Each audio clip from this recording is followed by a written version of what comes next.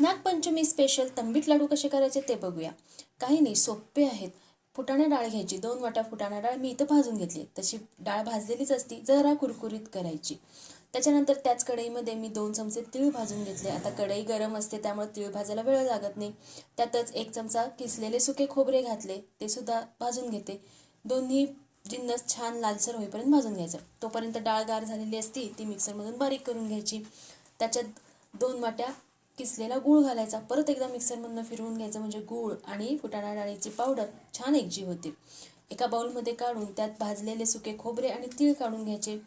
त्याच्यानंतर आपण ह्याच्यामध्ये सुंठ पावडर 2 चमचे घालायचे आहे आणि जायफळ किसून घालायचं आहे. साजूक तूप घालायचं आहे. आता छान गरम करून साजूक तूप मी यात घातलं आणि सर्व मिश्रण मिक्स करून घेतलं. मी जसं दाखवते तसं दोन्ही बोटांनी वरून खालून दाबून हे आपले लाडू वळायचे, म्हणजे त्याच्यामध्ये फुलवात लावता येते.